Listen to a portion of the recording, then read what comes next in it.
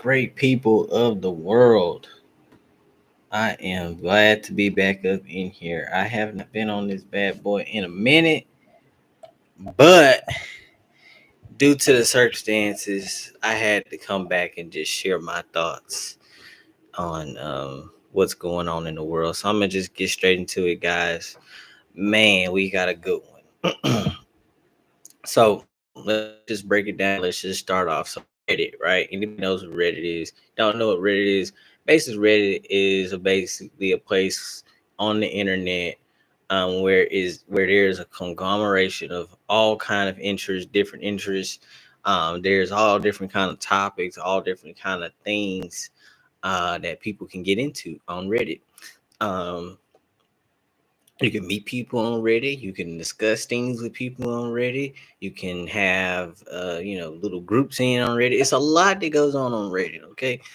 But for this specific video, we're going to be discussing the Reddit, which is known as RAntiwork, which is basically Reddit slash anti-work. Now, the name in and of itself might seem a bit deceiving because when I first heard of our anti-work, my initial thoughts was like, oh, this is like a sect of the internet of people who just hate work, who just dislike work. But that's not actually what it is. The people on this Reddit, on this subreddit, are not actively, they don't actively dislike work. Um, they don't actively, I wouldn't say that they hate work. But I think that the people on this subreddit are the they have conflated what markets are, capitalism, and economic conditions. And what I mean by that is, these people that came together and they're voicing their dismay about certain things that are going on in the world. For instance, something that they're really big on r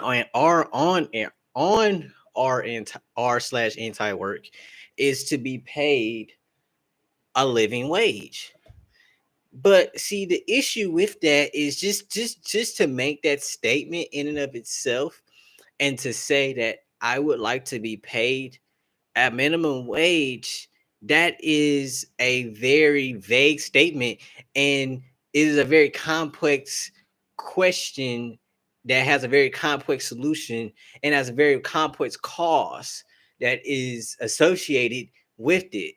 Because I think that people, and I've actually had discussions with people, I've had arguments with people on this particular platform, because I think that it's my responsibility, my due diligence, my role in this world, as somebody who is, you know, in a position to understand things more than just what the eye can see, is to like try to talk to people about this. Like, I want to hear what you guys are saying. Like, I am so fascinated by the people on our anti-work, but I just think that they have conflated and they don't completely understand what they are talking about. They've conflated these ideas of economy, of markets, of capitalism, and they don't know what you're talking about.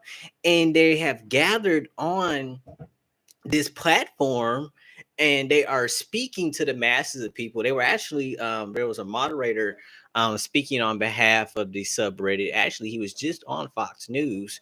So this is something that is becoming bigger than just the internet. And I would that might sound like something crazy to say, because like the internet is humongous, but it's becoming bigger than just the internet. It's becoming bigger than just like another subreddit on Reddit, because there's plenty of subreddits that you never hear about, you never would have thought existed, but they exist, right? So this is becoming something big. This is becoming something trendy. And the issue with it is because there is a lot of misguided perceptions, misguided information that is being spewed on this platform. And I don't think that it is because the people have ill intention. I think the people have great intentions. I think that their position is completely justified to some extent, but I think that they just don't completely understand the totality of what they're talking about. So let me break that down. We're going to talk about this for about a good 45 minutes to an hour, because there's a lot to break down in the concerns of these individuals.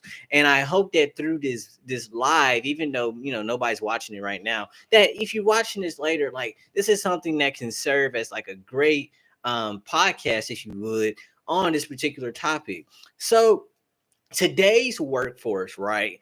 We're going to talk first about the biggest concern that a lot of people on anti-work have, and that is the question of a living wage and the proposition of a living wage. That's all you hear about now. We need to make a living wage. We're working 40 hours a week. We're working 80 hours a week, or we're working 80-hour pay periods, working 40 hours, working two jobs, and we can barely pay our rent. We can barely pay for food. We can barely do this, and this. We can barely pay for gas, whatever the case may be. But see, the fallacy in the premise behind asking for a living wage is that you are trying to deviate and pivot the actual responsibility of inflated prices of things onto business owners. So let me just more so explain what I'm saying, maybe so in layman terms. See, anytime you analyze a problem, we have to analyze a problem from the perspective of what is the root cause. So you can look at something right from the naked eye. You can look at it on the surface, right? And you can say, okay, well, everything's like super high. I'm working 40 hours. My job is paying me $15 an hour. I can barely make ends meet. I got student loans. I got car payments. I got rent. I got a girlfriend, whatever. Right. So you can look at that like on the surface, right? And you can deduce that, okay, I am not making enough money. My job needs to pay me more. But that didn't take any thought. Anybody with basic deduction skills can come to that type of conclusion. But it takes a little bit more thought to really consider what is the root cause of the events and the actions that are transpiring that are leading me to be in the condition that I am in today. And so that's the question that I'm about to focus on. So as we talk about the inflated price of living, I actually spoke about this months ago. I talked to you guys about monetary policy, and I talked to you guys about inflation. I don't have those lives up anymore. Perhaps in the future I will make more lives and discuss that more in depth. But I've spoke about this in the past, and I told you guys that bad monetary policy will lead to inflation. When you have an environment where the interest rates are at zero, meaning basically in layman terms, right, the cost of money is not anything. It's cheap. It's dirt cheap to get money. Then you have no reason, no incentive for people to save money. There's no incentive for money to be left in a bank account. Money's going to get spent. Then you also got to couple that with the society that we live in, to keep up with the Joneses kind of society, where everybody wants to have the newest Gucci belt, the newest car, the newest newest iPhone, the newest computer, whatever it is, gadget, iPad, whatever it is. And then you also couple that with poor financial understanding, right? So when I speak to poor financial understanding, I'm going to just go back to COVID really quick. We're going to go back 2 years ago to COVID, right? 2 years ago COVID came, everybody was up shit's creek practically, right? Nobody could pay their rent. Government had to come in and put a moratorium on evictions. The issue with that is, we understand that there are a couple of people who might need that. But when over 50% of your population does not have enough money, to the fact of the point where if they literally go without working for 1 month, they are 1 month away from being put out of their house or their apartment, whatever. You have if that is the case in the society that you are living in, and it is widespread as more than 50% of your population, you have a issue with financial literacy amongst your population. You have a population, right, that does not understand money. Because I can tell you right now, nothing's gonna throw me off. If there's an emergency expense that comes up right now, say my car just needs something crazy. Actually, I'll tell you guys a story. Actually, I had a couple months ago, somebody, I had a soft top I have a oh I had a so I sold it now, but I had a soft top convertible. Somebody cut the convertible top. I came out of my house, convertible top just cut. I'm just like, oh my God, I'm so devastated because I'm like, oh my gosh, like this is a brand new car. I know for a fact that this soft top is at least anywhere between $4 to $5 grand. So I freaked out for a minute. I got hit with the emotional response of like, how dare somebody do this to my car? I was ready to light the world on fire that day. But then I came to my senses and I'm like, man, you got money, man. Go on and call the insurance company. You know, that was vandalism. You call them, you pay your deductible $500. You take it to the shop. They fix it for you, you get it back. You're done. $500. I paid the deductible. The top itself, the insurance paid $4,500 because they got me a factory top. The factory top was about $3,000. The labor to put it in was about another $1,000. And then there was some other things that they needed to do as well, totaled up to about $4,500. I paid $500 out of my pocket of that. Wasn't tripping, didn't miss a beat. I still ate. I still put gas in my car, kept lights on in my house. Nothing disrupted me. Now, it did upset me, right, that I had to come off of this $500 because somebody was just so stupid to do that to me. But the reality is that is life. Things happen beyond our control. I cannot sit out there all day with my car and make sure that nobody touches my car. Now, I mean, now I have a camera out there, but I mean, at the time it wasn't, I had a camera, but it wasn't working, right? Things happen in life that are beyond our control. Same example with COVID. Things happen. Pandemic came, virus came, people can't work, economy shut down.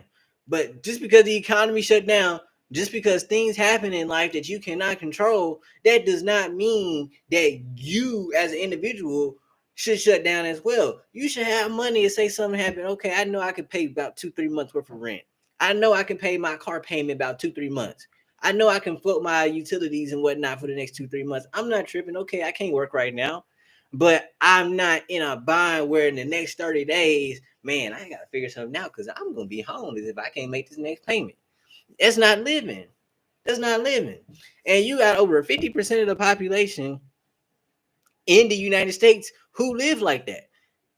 So when we talk about, we going back to anti-work, right? The issue is not so much how much money you make, right? The issue is what are you doing with the resources that you do have? Now, I know somebody's going to be on here and they're going to say, well, we're working 40 hours. We don't have any money, left over to even save, to even think about having an emergency fund. The issue with that, my friend, is that regardless of where you see yourself at, I can guarantee you, if you objectively look at it, you have something going on in your life where you can cut back. There's always something where you can cut back. I'll tell you guys, for me, right, where I could cut back, I know for a fact, is eating out. I eat out a lot. I just got Chick-fil-A. $10, $8. But the thing is, I'm a highly productive individual. I am paid very well, and I also have a second job. So I am a very highly productive individual. So even though I can cut back on this is something that I enjoy. It's Friday evening. I enjoy Chick-fil-A. I decided to give myself Chick-fil-A. Okay. But it's some of y'all eat Chick-fil-A every day. And if you broke and you can't afford that in your monthly budget, when you look at your monthly budget and you can't afford Chick-fil-A, hey, buddy, you need to get up in the kitchen and you need to put some beans and rice together or something. Like, you got to sacrifice. Like, you can't put off your bad choices. That's the problem with, I think, our society today. You can't put off your bad choices onto other people. If you know that you only have this amount of money coming in, then you have to make adjustments. You can't just say, oh, my employer needs to pay me a living wage. I'll tell you guys something that I was talking to somebody on our anti-work today, because they were making they made a very bold claim, and I had to quickly correct them and bring truth into their life. And once I brought that truth into their life, they didn't even want to talk to me no more. See, and see, that's the thing about truth. When you speak truth to people and there's nothing that they can say, because if you allow somebody to get you in the abstract realm, which is what they tried to do, but I'm a philosophy minor. You can't try to get me out in that realm, because I'm gonna look at what the premise is, what is the conclusion, what are you trying to convince me of, and does this logically make sense? You can't get me out in that realm. But what this person was, the claim that they were making is, they were saying they made a post. There was a post of like a job posting, right? And the job posting was showing like the different amounts of money for the different positions in the store. And so the guy made a post on that. He made a response on that post, and he said that, we should be paid like the owner, right? Because basically, how the job posting looked was, okay, if you're the manager, right, and you take on ownership kind of responsibilities, then you were paid like $18 to $20 an hour. And the guy was like, oh, that's absurd, because the owner is literally making so much more money. The first issue with that is a principle issue. You don't count other people's pockets, you count your own. But outside of that, even if you are going to do that, you got to know what you're talking about, right? So first, before you go and say something like that and say that the owner is making this and that, there's a couple things that need to be considered. Because I see this is a big argument that people on our anti-work make. They say, oh, these corporations got so much money. Oh, they could pay more. They can do this. First of all, here's the issue. Here is the biggest issue with that statement. Some corporations, it is true, some corporations could afford to pay their employees more. Absolutely. The statement in and of itself is true, but whether they can and whether they should is two different things. So these are the facts that we're going to consider first. First of all, ownership and employee are two different things. I think that, and this is what I was talking about, they're conflating the idea of capitalism. Ownership and worker, or as in economics, it's called agent, principal agent. So you have the principal is the owner, and you have the agent, the person who's working for the principal. Those are two different distinctions. There is a difference in the responsibility of ownership and the responsibility of employee. Employee clocks in at 8 o'clock. Employee leaves at 5 o'clock. Employee does not think about his job, his or her job, most of the time. It might vary, depending. But if we're talking about a low wage job, like working at McDonald's or something like that, you clock in at 8, bro, and you leave at 5, and you leave there and you don't think about that job no more. Now, if you own McDonald's, right, you got to think about a lot of things, right? First, you got to think about the land, right, that your McDonald's sits on. Okay. You already know the land in and of itself has intrinsic worth.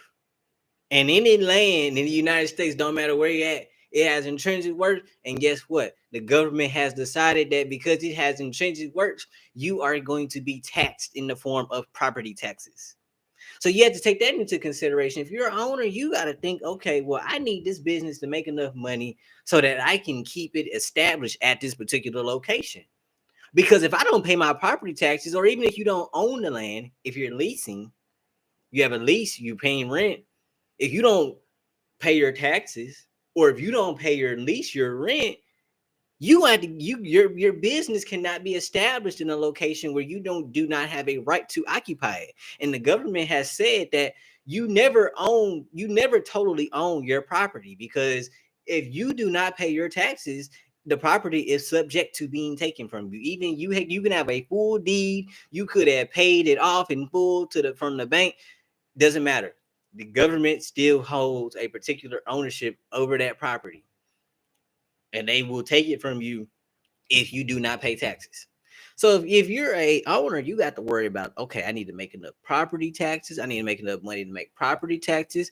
Okay, then I also got to make sure I'm up to code with the local ordinances, the health department. I have to make sure I'm up to code with occupancy. All these different moving variables that are going on. If you're the owner, you have to be responsible for those different things, because if you can't keep your occupancy, you know, if you can't establish occupancy and keep occupancy, if you're a restaurant, they can shut you down. If you're not running your business up to health code, they can come in and shut you down. Then you can't make no money. So you got to make sure that these things are always actively being understood and taken care of.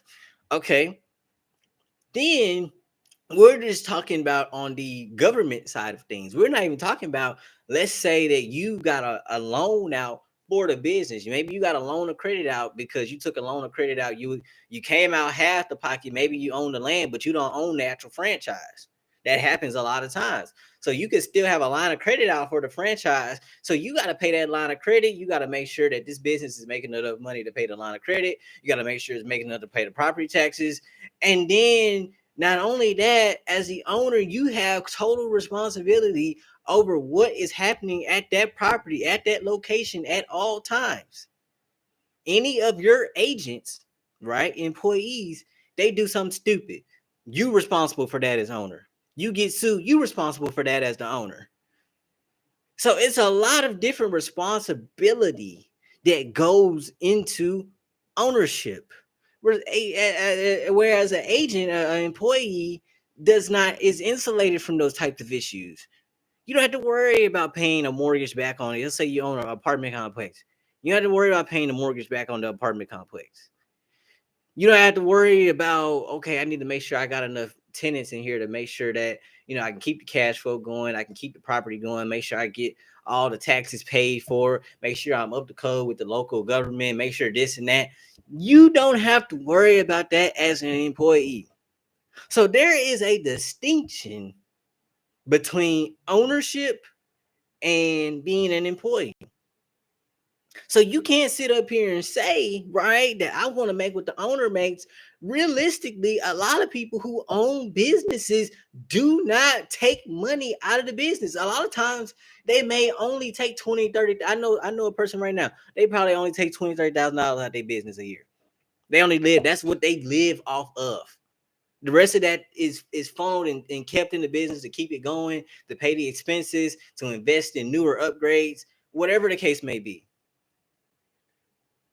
So you guys, when you're gonna talk about something, you have to know what you're talking about. You can't just be making these blanket statements saying that, oh, I want to make what the owner make. No,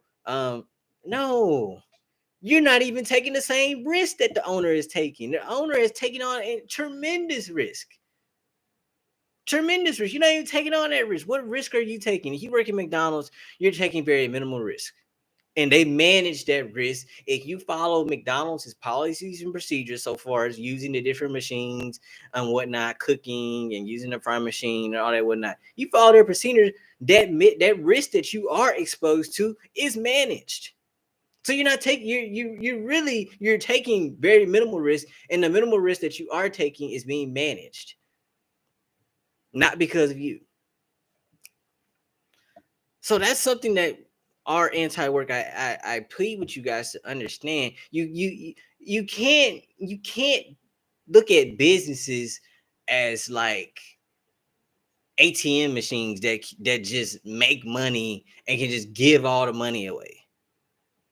Because if you look at business like that, you guys would never be in a position to own anything thinking about business like that. You never own anything. You cannot put yourself in the same category as the owner, because you didn't do what the owner did. You didn't take the same risk that the owner has. You don't have the same responsibility that the owner has. So it's nowhere near the same. So kind of want to sect out of this argument, and I want to finish with this. people who are employees, and if you want to be an owner, you can absolutely be an owner. You can do it. We live in the greatest country in the world. I know people, talk to people straight from Honduras. They tell me every day, straight from Honduras, Central America, Mexico. These people are telling me, man, this is the best country, man. We be over in Honduras, man. We ain't got this, we ain't got that. We got to worry about the cartel. Hey, this is a great country, and you can be an owner if you want to. Whatever it is, you want to own a property, you want to own an apartment complex, you want to own a business, but you have to understand and look at capitalism a certain way. You can't look at capitalism how you looking at it and think that you are going to thrive. The second thing that I see on anti-work, that is very alarming, and it needs to be addressed. Anti-work, they seem to think that there is a perfect employment condition. They're complaining. They're complaining about this. Oh, they don't let me take enough breaks. Oh, they want me to come in too early. Oh, they called me out. They called me in. I was going to my mama's birthday. Oh, this, oh, that. There is no perfect employment condition. For that matter, there is no perfect condition on this earth. There is going to be good and bad for as long as the earth rounds.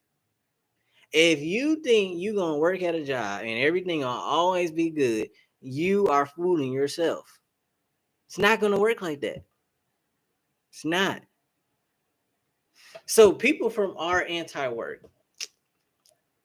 the biggest thing that I want to be taken away from this podcast, if you're watching this podcast and you participate in RAntiwork, or if you know anybody who does watch RAntiwork, the biggest thing that needs to be taken away is there needs to be a healthy respect for capitalism.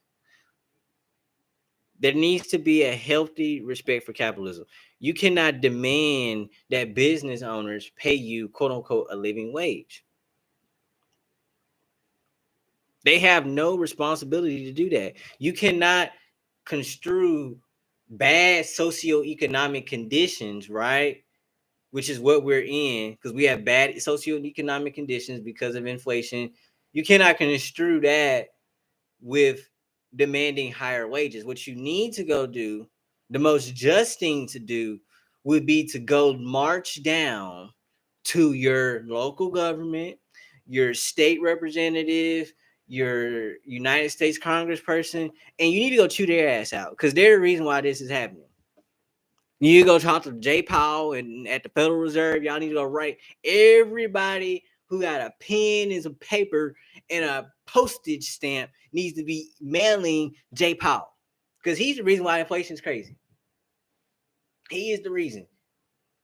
He has no respect for what the individuals in the early 1900s established with the Federal Reserve. The Federal Reserve was supposed to be a completely separate entity from Congress, the executive branch, and the judicial branch. Jay Powell does whatever Congress tells him to do. He does whatever the president tells him to do. Printing money like crazy. So yeah, man, man, the people, man, the people on anti-work, man. I was having a conversation, man, with these people, man. Um, they don't understand what. See, the problem is you can't be talking about something. If you're gonna talk about something, you need to know what you're talking about. You can't be talking about something and you don't know what you're talking about, and you're trying to position yourself as an expert.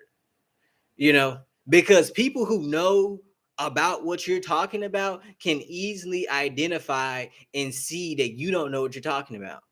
And if you don't know what you're talking about, see, the problem is if you want to sit at the table, right? And this is basically like, I look at everything because I'm a business person, right? So I look at everything like a deal. Everything's a deal for me. So I look at things like how other business people look at it. Any business person that you talk to, they're gonna tell you, and they might not say, but I'm gonna tell you, I'm just an honest business person. Every business person looks at everything in life like a deal.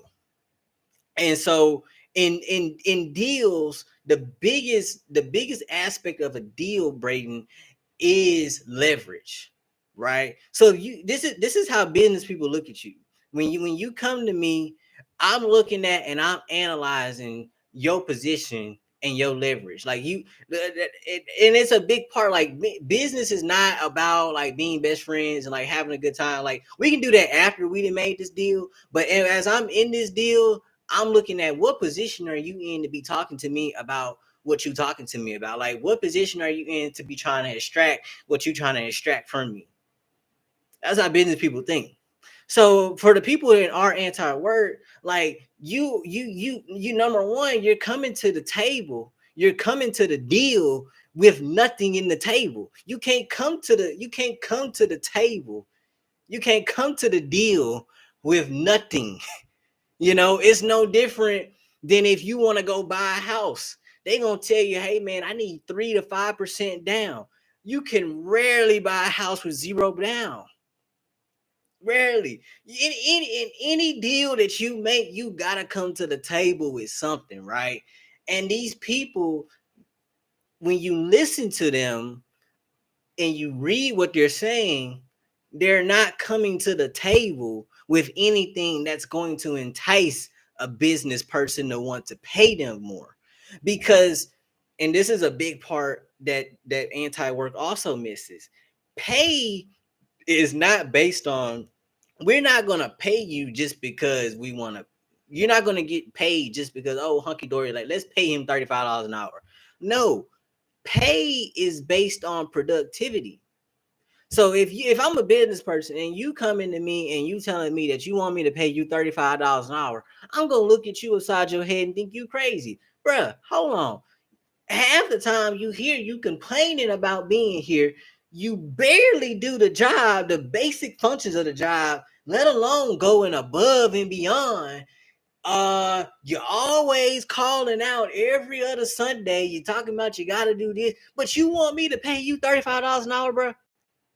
I'm barely getting any work out of you. You know what I'm saying? Oh, well, I need a living wage. Bruh, I need you to produce. That's how business people think. So for these people, they gotta understand if they want their message to be truly heard, and that's why I'm on here, because I think that they have a good, their point is good, and I think that they're just a little bit misguided. If you want business people to really hear you, you cannot just be sitting here like, like a little puppy, a sad puppy. Oh, they need to pay me a living wage. No, that's not, business people not gonna hear that. Number one, because it's not their fault. Number one, it's not business people's fault that inflation is through the roof. It's the government's fault. They have poor monetary policy, and they have had poor public policy, and that has contributed to inflation being through the roof. It has nothing to do with business people. So if you come to a business person trying to say that, they're not going to hear that. Now, if you come to a business person and you come to them like with an actual legitimate deal, and I would say a good way to come at a business person is to highlight what you can do and what you can bring to the table for the benefit of the company. Business person does not want to hear about, oh, well, I need an extra $20 an hour so that I can pay my rent and do this. Because business person gonna look at it and say, well, I'm already paying you close to $3,000 a month. Bruh, what's going on? Why can't you pay your rent? And I'm speaking relatively to like where you're at, right? So like here in Texas, right? Rent's about, if you get a 1 bedroom, rent's 1,000. Let's say you get a 2 bedroom, rent's 1,500. So if I'm paying you $3,000 and you're coming to me saying you need more money to pay your rent, I'm gonna be looking like, bruh, like you making $3,000. So okay, at worst, rent is 1,500. You got a 2 bedroom. Bro, where is all your money going? Okay, yeah, you got food, you got lights, all of that other stuff. Okay, maybe that brings you up to maybe let's just be on the high end and say you got $2,500 worth of expenses, rent, food, gas, all of that taken care of, bruh. You still got $500 left over. That's how business people would be looking like, what are you saying, bro? Like, you asking me for more money to pay rent, bro? You should be able to pay your rent. That's how business people gonna think. So I think the message is a good message, but it needs to be a bit more guided, from the perspective of like you got to consider who you're talking to, because you're not gonna get what you want, trying to do what you're doing. I mean, like literally, like McDonald's. Like, first of all, McDonald's will never pay anybody, $20 an hour. They will have robots in that bad boy, making the hamburger and putting the fries. I mean, they will literally automate. I don't know if you've been to certain McDonald's, but certain McDonald's already got a kiosk. When you walk in, they got a kiosk where the kiosk can take your order and it sends it to the cook in the back. So they already automated. They don't even need anybody in the front to take orders anymore. They've automated order taking for the front. I mean, you gotta understand, these businesses, they're not gonna pay. They're not gonna pay astronomical prices for low quality labor. Like you really telling me, bro, you want $20 an hour to to um to take orders?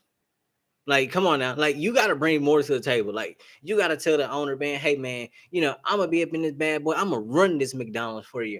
I'm going to take care of all the ordering from corporate. I'm going to do this. I'm going to do that. Like, you got to take on more responsibility. You got to make it the owner be like, okay, you know what, man, this dude is really about to, like, be doing something. Okay, I can go ahead. Because he going to look at that like, okay, well, if I'm the owner, like, I was placing those corporate orders. I was doing this. I was doing that. Okay, you're going to take on that responsibility. That's less on me. I'll pay you more. But don't come to me, oh man, I want $20 an hour, man. Me and my girl, we can't barely pay rent. No, that's you. They're not gonna hear you. No business person is gonna hear you. And it's just the what's gonna end up happening with the RAntiwork thing is eventually people gonna have to come back to reality.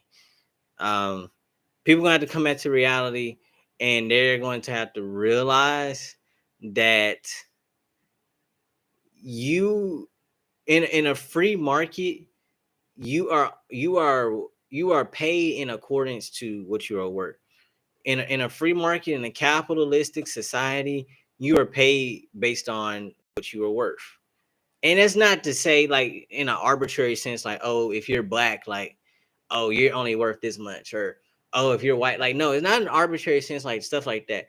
It's about your human capital. Like, what do you know? Like, right, like with the McDonald's example, like if you have to have a certain level of human capital and knowledge about the business operations, right, for McDonald's, right, to be able to place those kind of corporate orders, because okay, you've worked at the store, the volume that the store gets on a day-to-day, day basis, week basis, whatever the case may be, so you can do that. But people are gonna have to get real again, and I think no person you can yeah, that's fine.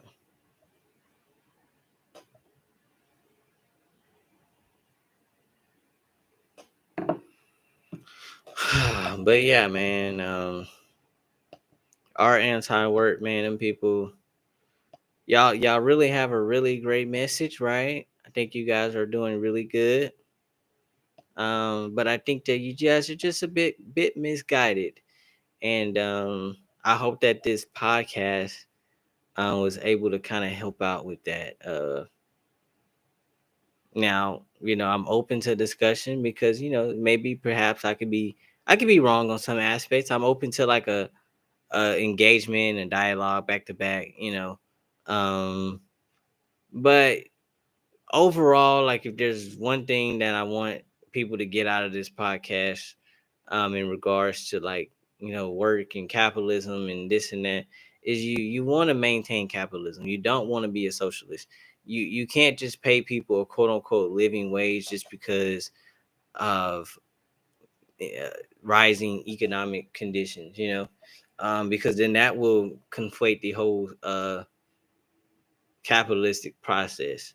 I think a better thing to try and do is to tame inflation. And how you tame inflation, you need to start first. You got to start vote. You got to stop voting for incompetent people. Um, individuals like President Biden. I respect him as president, but he's incompetent. People like Ocasio Cortez, incompetent, don't know anything, and it's crazy because Ocasio Cortez got a degree in economics and don't know anything about it. So that can tell you can go to school for 4 years and don't know nothing because she don't know nothing about economics. She over here talking about socialism. Y'all should watch if you want to be a socialist. I highly recommend anybody who thinks socialism works. There is a documentary on Vice. I think you can find it on YouTube. There's a documentary on Vice about the fall of Venezuela. Go watch it, and you will see what them people are having to live through because their government decided to become socialist. They literally gotta wait 10 hours just to get toothpaste, toiletries, water, basic stuff. They gotta wait in line 10 hours. Is that what you want to do? Like y'all, you when you do anything and you make any type of decision and you speak on something, you need to completely understand the ramifications of what you are talking about and what you are trying to do. Yeah, socialism sounds good at first, but the reality of it is it's going to lead to the demise of your country. It's going to erode your country's currency. Venezuela, literally, the currency became so imbalanced. One day you can afford a slice of bread, the next day you couldn't. That's how imbalanced our currency can become if you keep on voting in these incompetent people. So I would focus my energy more so on that than asking these employers to pay more money, because by you asking them to pay you more money, all they do is shift the cost off to the consumer, right? Who the consumer is paying more money. So the consumer goes to his job and he says he wants more money, and it's an endless cycle when that is not the problem. The problem is simply you overthinking it. You don't want to call a spade, but a spade is a spade. The government's public policy and monetary policy is sucks. It's terrible. You just gotta call a spade a spade. The people who are in charge of the Federal Reserve and the government's bank don't know what they're talking about. They don't know anything. Nothing. They don't know the first thing about managing an economy. And these people are in charge of managing an economy. President Biden does not know the first lick of managing an economy. He thinks signing a stimulus deal and printing money is managing an economy. And like I said earlier, anybody who knows what you're talking about, when they hear somebody say something stupid, they already know you don't know what you're talking about. I already know because I know how economics works to a certain degree. I don't know by no stretch of the imagination in economics, but it really doesn't even take all that. You gotta just look at it from basic arithmetic perspective. You got addition and subtraction. You got what's coming in and you got what's going out. You cannot have more going out than what you got coming in. You don't have to be a rocket scientist to figure that out.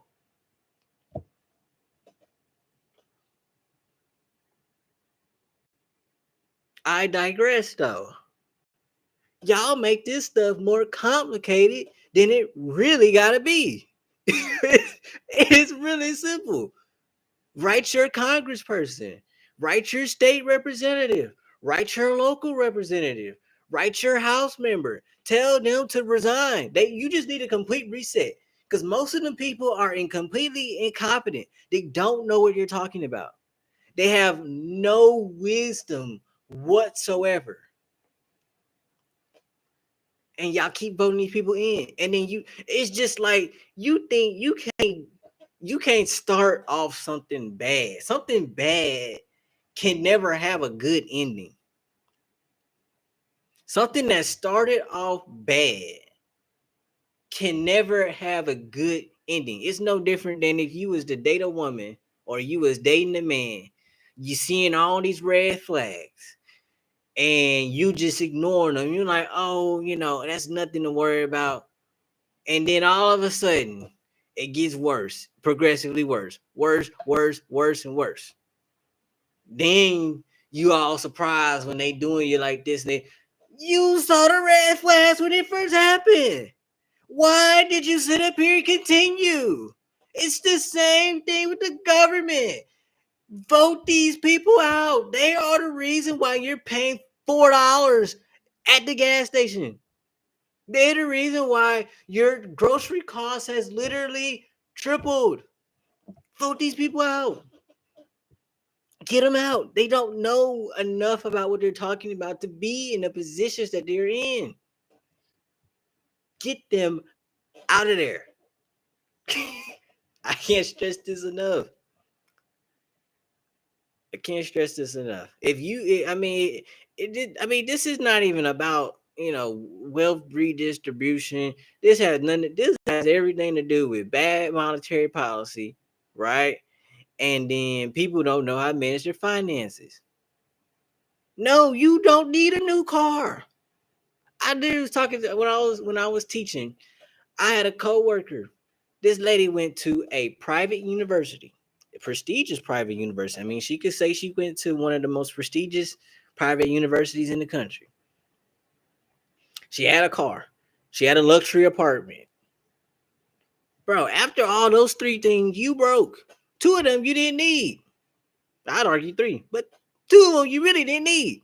You need to go to prestige. You need to go pay $20,000, $30,000 a semester to go to school. Then you got $120,000 of debt and you teaching at a school. You ain't gonna never make that back. Then two, you got a car. You already had $120,000 worth of student debt. What would compel you to go buy a car? You didn't need no more debt after that. You should have just stopped.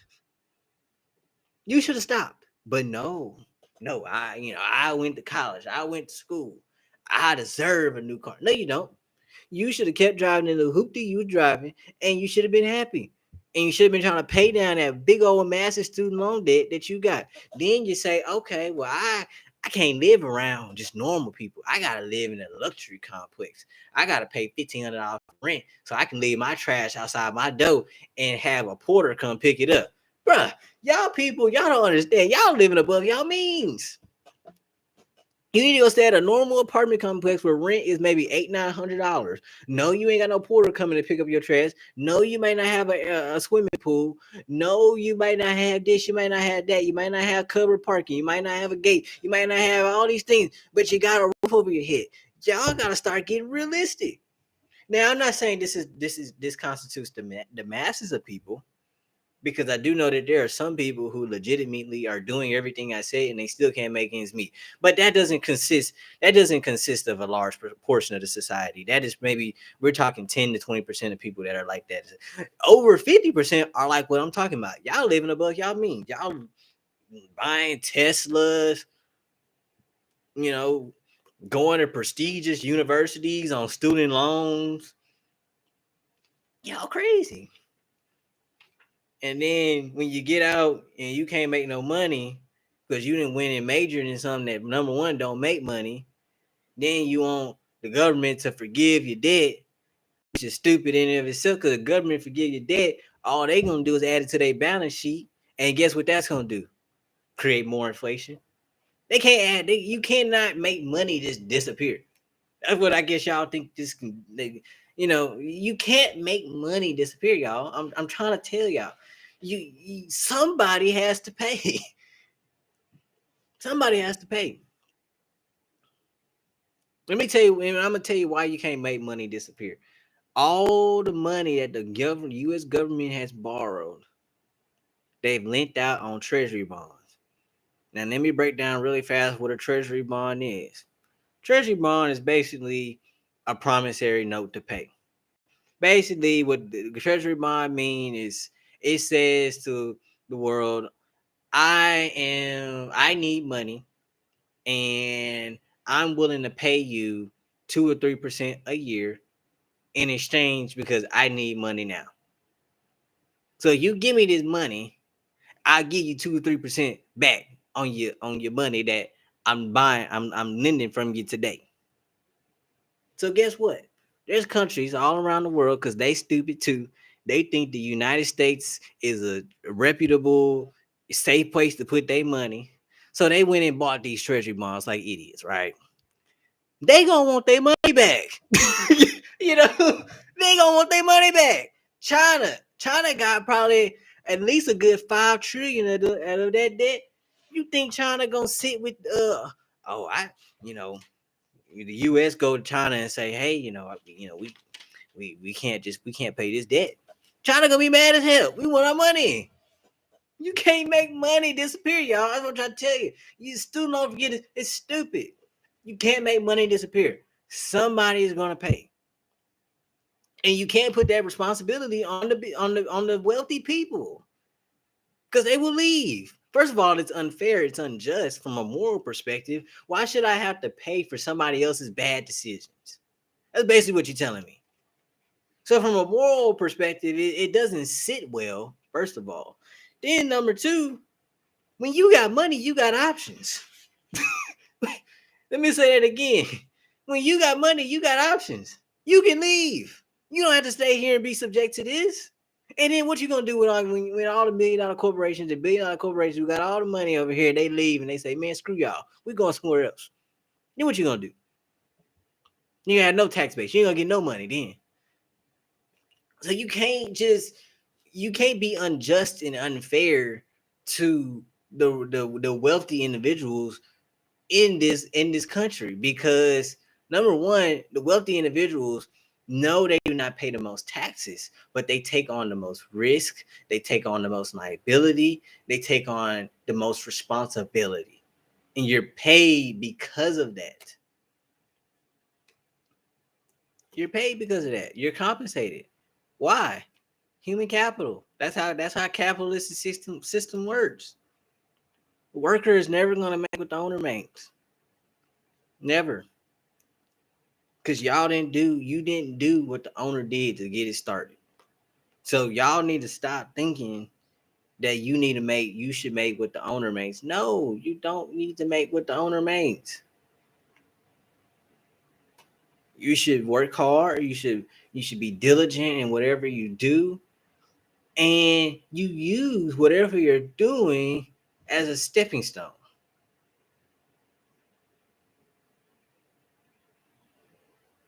That's what you do.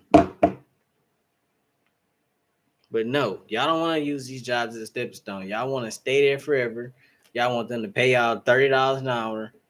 And after they pay you $30 an hour, 2 months later, you're going to be unhappy. You ain't even going to be happy with that. You're going to get $30 an hour and you're still going to be unhappy. Because all you're going to do is increase your expenses. That's all you're going to do. You're going to start going buying other stupid stuff. 90% of people, now I'm not saying all people, 90% of people go buy something stupid. I can tell you because I was that person who did that. When I got more money, I went and did stupid stuff. I went and bought stupid stuff that I shouldn't have bought. So I can tell you right now, I already know what you're going to do. I've been there, done that. You know? So, yeah, I hope that, the anti-work people, they see this. I'm going to maybe try to post this into anti-work, because I think that this is a beautiful commentary on, on the driving forces and the driving premises that anti-work is trying to put out there. I think that, like I said, I'm going to end the podcast on this note. I think that you guys have a beautiful and a wonderful position You should definitely always strive to be improving and making more money. But money is not free. You cannot just expect somebody to just give you money. That's not how capitalism works. And like I said, you want to go to a different system, you want to go to socialism, you should watch the Vice documentary first. And now, if after you watch the Vice documentary, you still come to that conclusion that you think that that's a good idea, then you go right ahead and let's just keep on going down this trajectory because that's what it's going to be. But if you got any sense or half a brain, like I think that you probably do, you probably gonna be like, man, why would I subject myself to this? I mean, it's the system it's not the best, but it's not that bad either. You want to wake up one day and have so much anxiety that you don't know if you're gonna be able to put gas in your car tomorrow, that your currency tomorrow might not be worth enough to get a gallon of gas, but then the day after it is. You know how annoying that could be. You know how anxiety provoking that could be. You don't want to deal with that. I'm telling you guys, you do not want to deal with that. So, in saying all of that, I'm going to get off of this podcast. Perhaps you guys will see me again. I'm going to try to post this on RAntiwork and see what people say. But yeah, I really enjoyed doing this, and like I said, you guys are doing really great. I think that the collection and the just coming together and voicing these different opinions and thoughts is so beautiful. It's great. But educate yourself a little bit more before you make certain comments and you make certain assertions about things. Educate yourself a little bit more. And really try to look at the full picture and not just the horse with blinders picture, you know. Because often things are a bit more complex than what the eye meets, right? And having said that, really enjoyed this podcast, and I hope that you guys have a really great night. Take care. Bye bye.